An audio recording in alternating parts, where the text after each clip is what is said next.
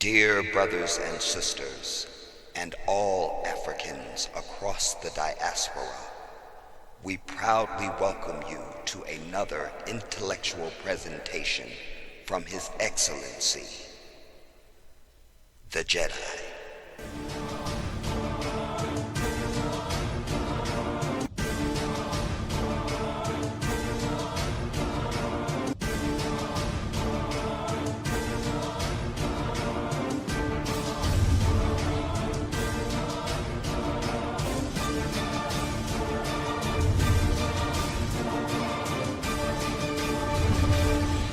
What's up, everybody?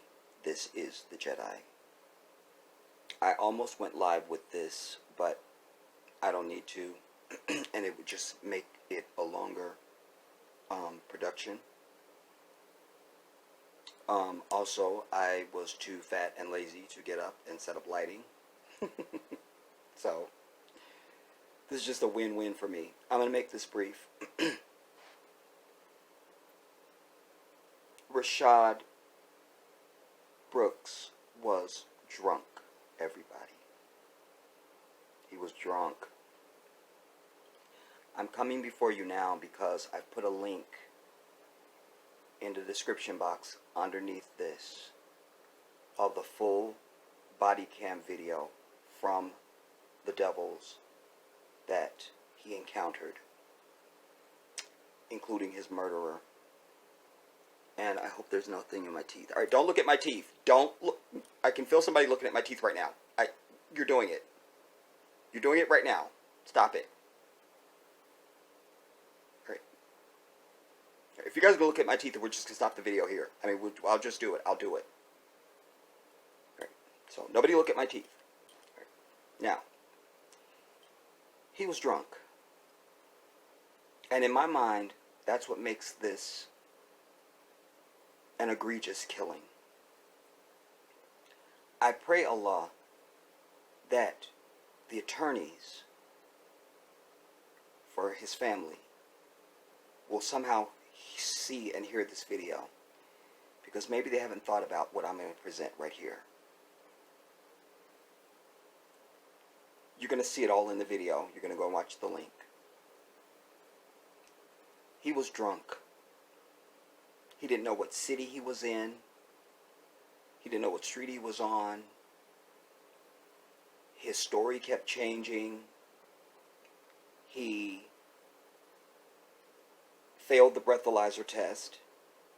Or, the DUI test. He failed it.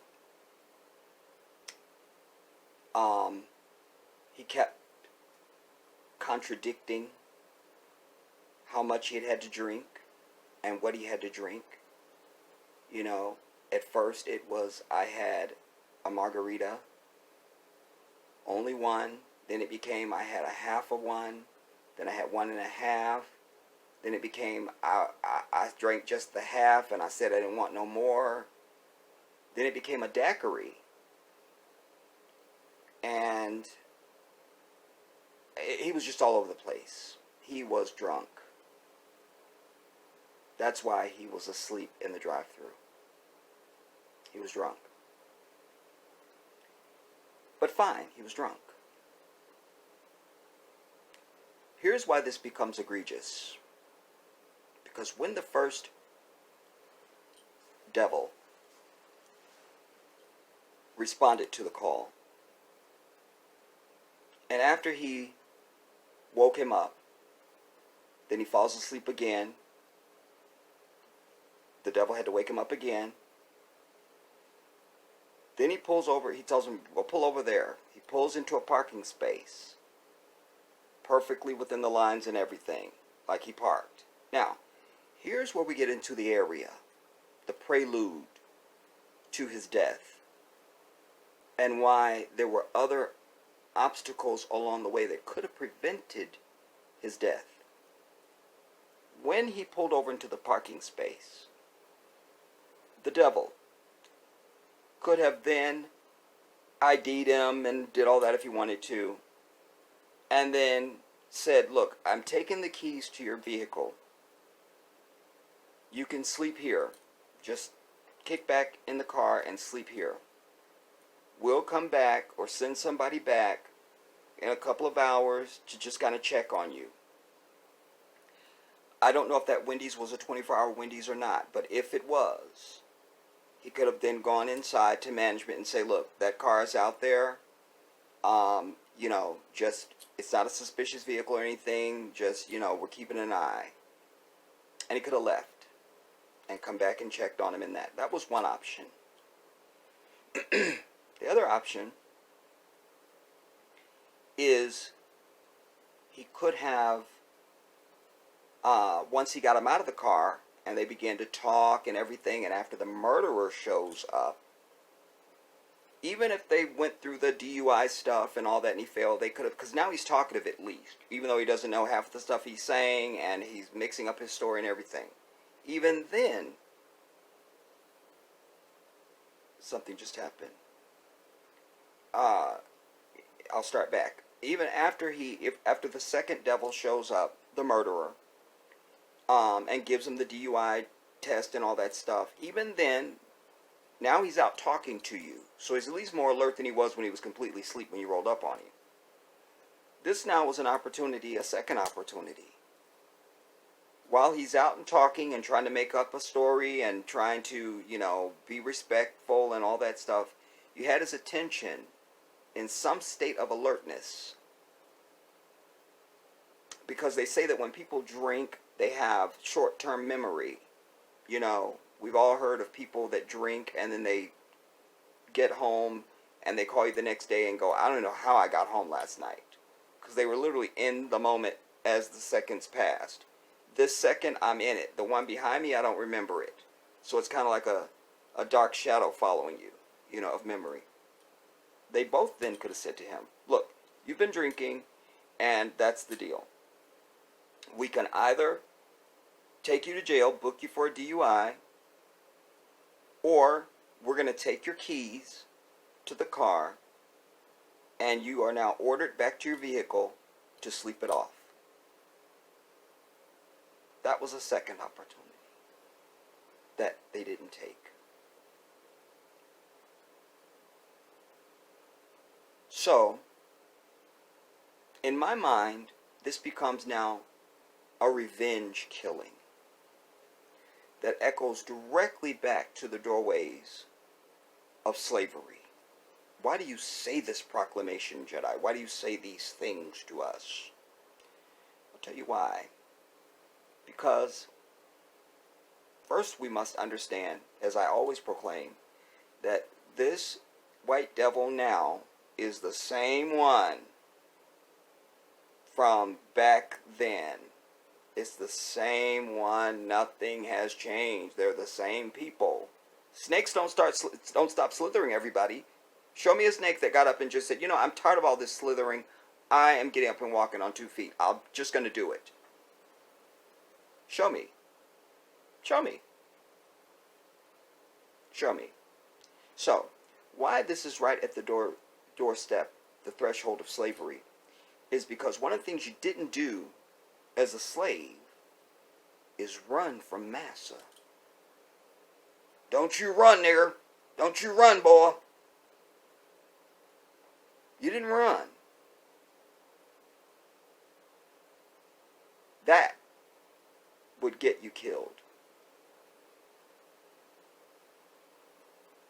That would get you killed. That would get you beaten. Don't you run. But before he ran, even in a state of alcoholic impairment,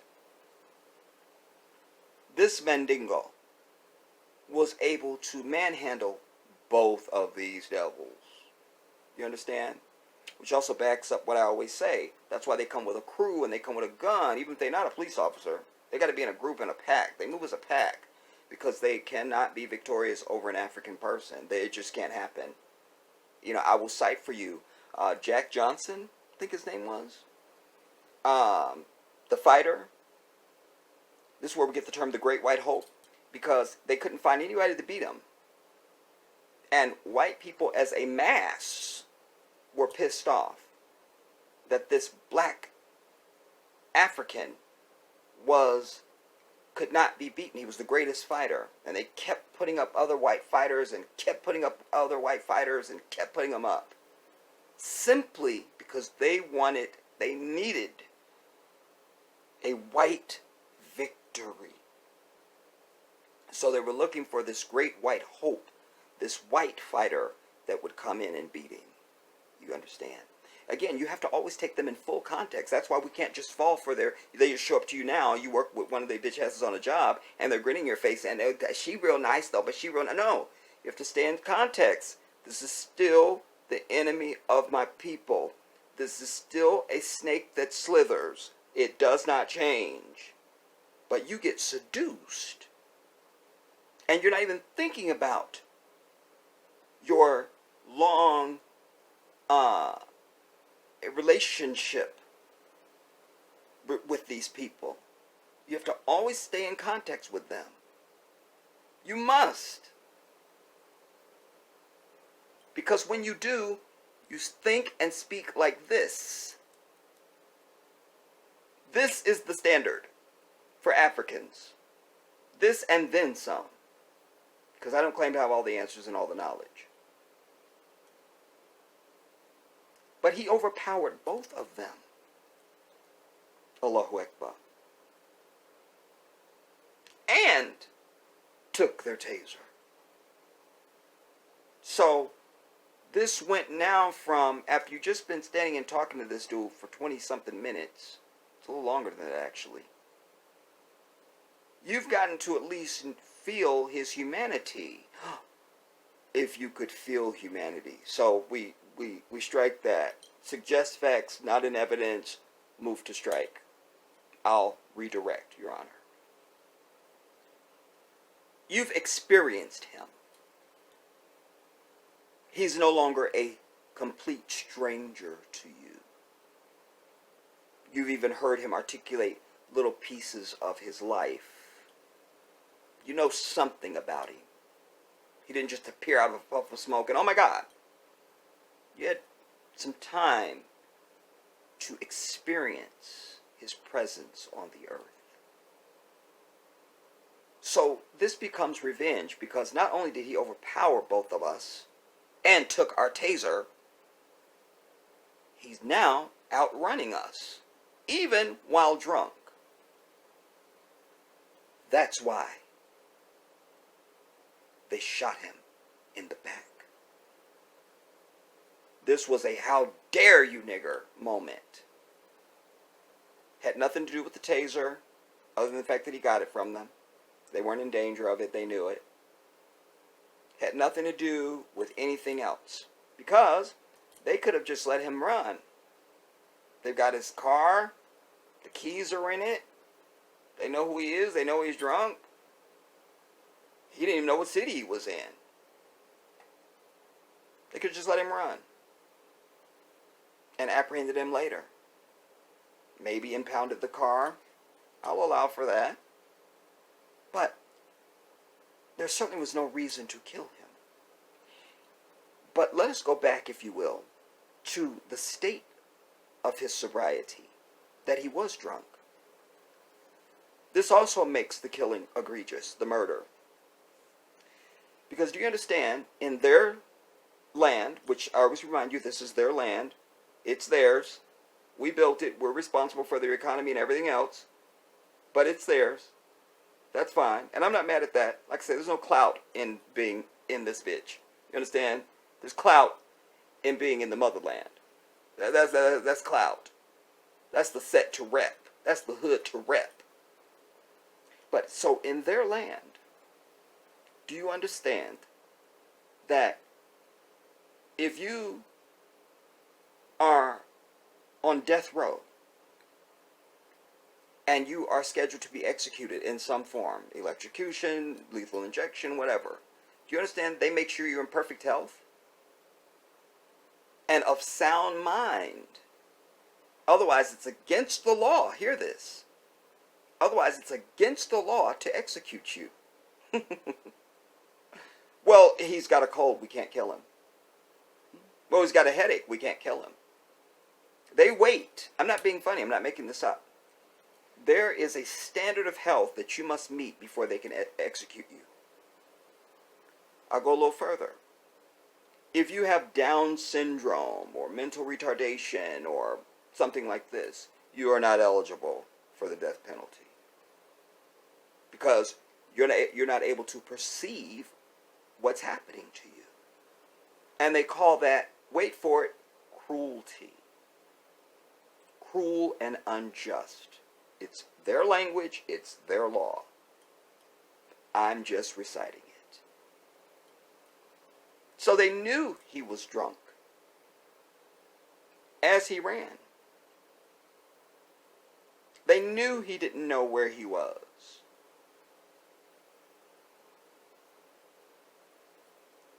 And still, they murdered him. Shot him in the back. Because he had pissed off Massa. This nigger dared to overpower us, take our taser, and run. That killing, that murder, had nothing to do with law enforcement. It was completely and totally and absolutely personal. It was personal. It was personal. And like I say, he was drunk. It's clear as you watch the video, he is aware at some point that he's busted for being drunk.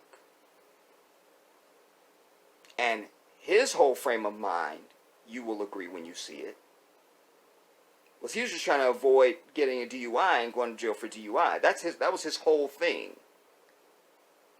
You know, he didn't remember that the other officer had woke him up twice. He didn't even know he was passed out.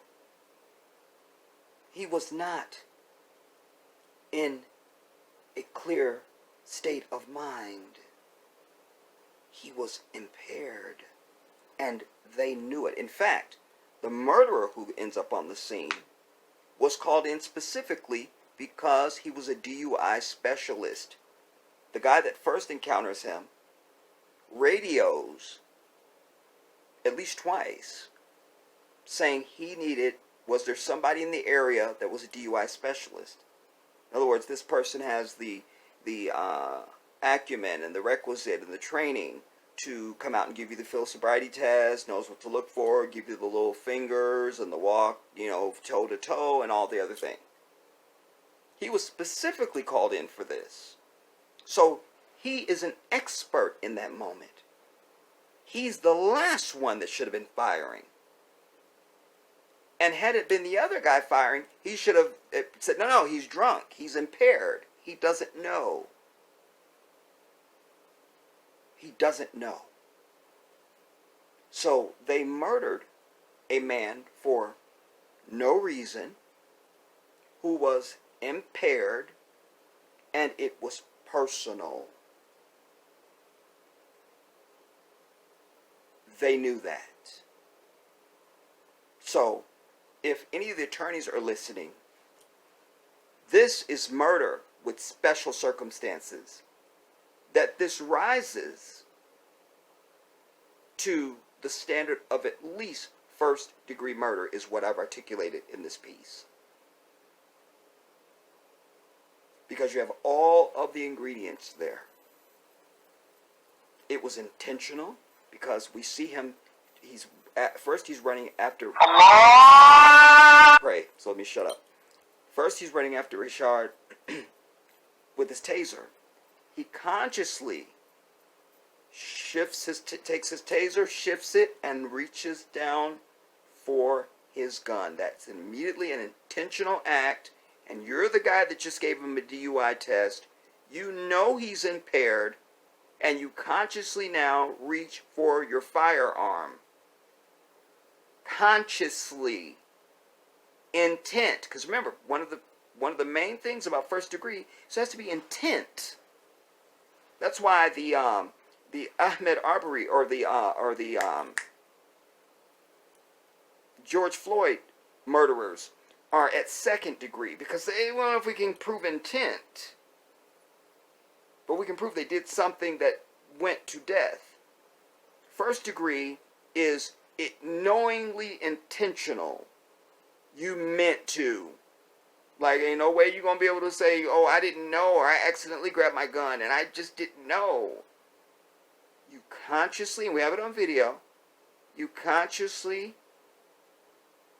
switched from your taser to your gun, and you are the one that just gave him a DUI test, and you know the man you're chasing is mentally impaired because of the alcohol, and you fire not once, not twice, but 3 times. So you weren't even killing to stop. Because here was the third opportunity you had to prevent the murder. He's running from you. You could have just fired in the air. That would be enough to frighten you. And you stop because you don't know if you've been hit or not. So you would stop immediately. But no, you didn't fire into the air. Didn't fire into the air.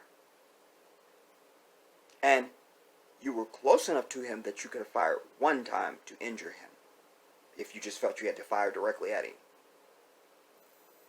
So, before you even, as you pulled your gun, that's intent, because you had to switch from your taser to your gun. That's first intent. Second intent is you didn't fire into the air. You fired the first shot. That's second intent. Third intent is the second shot. Third intent is the fourth intent is the third shot.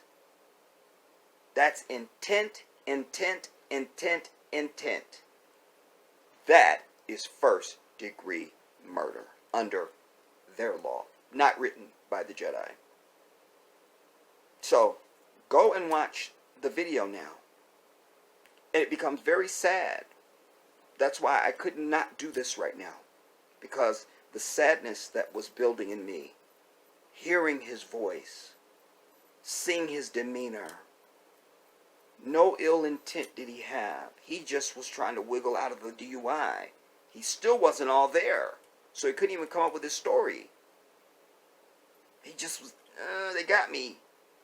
But he didn't have the intellectual property in that moment to be articulate and convincing even.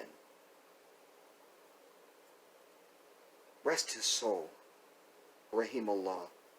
Inna lillah wa inna alayhi raji'un. It makes it even more sad for me. But it also makes the murder more egregious. And it also staples it in my soul that indeed this was intentional murder. Intentional murder. I'll say it again. Intentional murder. Not manslaughter, not excessive use of force. Intentional murder. You weren't in fear of your life. He's running away, and he's drunk, and you just talked to him for 30 minutes. This was intentional first-degree murder under their law. I need you to share this video far and wide to everyone you know. If you have some know about, or somehow you can get this to any of the attorneys, do that. But that's what this is about. And maybe they hadn't thought about it, because sometimes you can, I've told you a million times, sometimes you can be so close to something that you can't see it. You know, it's kind of like you go to the movies and you sit in the front row. It's the worst seat in the house. Unless you're there to see Janet Jackson on stage, which I have. But that's something else, right? So, but if you're seeing a movie, the last place you want to be is in the front row. Because your head's got to be all cocked up. You can't really see. You just can't. It's a nightmare. Damn it, front row. Urgh. So you want to be back so you can see the whole thing and behold it. You understand? And so maybe so these attorneys, and this isn't the only murder case of ours that they're dealing with. So they can be bogged down. They're absolutely very capable lawyers, no question. But that doesn't mean you can think of everything you just can't think of everything. And sometimes you can think of everything and you hear something else and you go, well, you know what? I hadn't thought about it like that. Just didn't think about it that way. Just didn't think about it that way. I could prosecute this case. I could do that. I could do that. Because you need to bring it out of the realm of policing. Because it was already out of policing at the moment that you pulled your revolver or your weapon. You took it out of policing. You took it out of it. You took it out of it. And why did he run? I believe because it's your natural instinct. Somebody wants to now physically seize upon you. It's your natural reaction to get up off me. Get off me. It's the fight or flight instinct that's in all of us. He had, and again, he's not in his right state of mind. So you'll hear when they ask him questions, he doesn't understand the question. He asks it again, and he's all over the place. So absolutely, I can see where maybe even in that moment where they say, okay, you know, I know that you've been impaired, you've been drinking, so I'm going to place you under arrest. And then he just runs like, no, I can't. That's fine. That doesn't mean it has to be a fucking death sentence. But as I put forward, this was a death sentence because their egos were broken. He overpowered both of them. They are weak compared to the African. Always have been, always will be, in any setting. Who's the top tennis player in the world? I wonder if I just knew that. Oh my God, it's an African. Who's the second greatest tennis player in the world? Oh my God, also an African. I did not see that coming. Oh my God. Who is the majority of all NBA and NFL teams? Oh my God, it's Africans. Who holds the world record for the marathon? Oh my God, it's a Kenyan African. Oh, damn it. I wonder. Okay, this will do it. I know I'm going to be right on this. All right, who's the number one golfer in the world? Damn it, it's Tiger. Damn it, another African.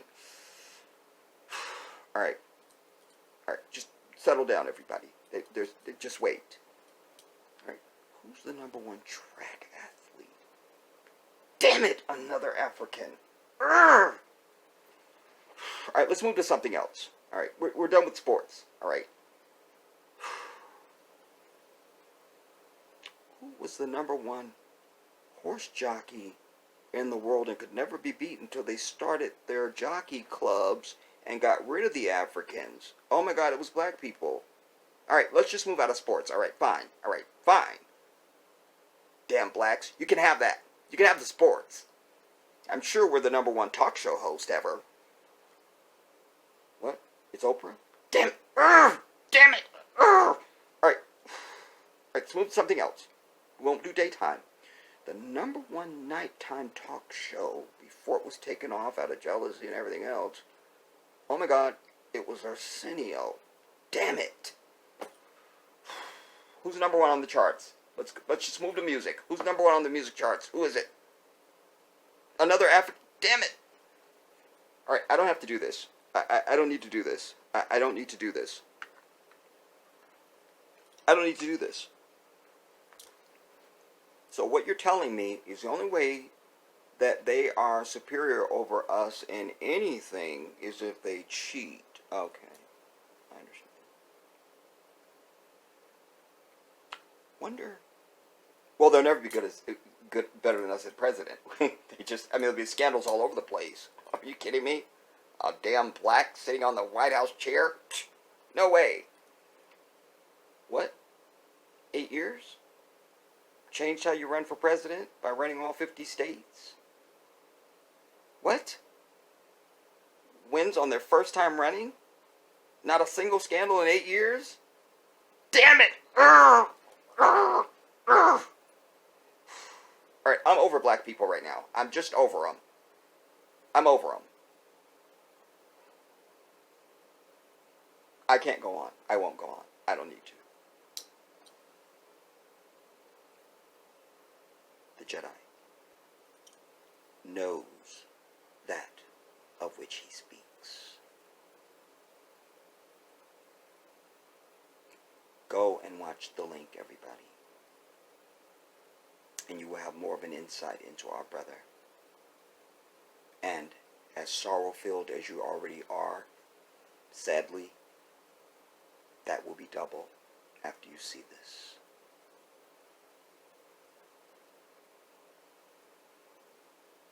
I also remind you, do go to my Cash App, the Jedi 1814, and or to the GoFundMe, everybody. The link is under the video.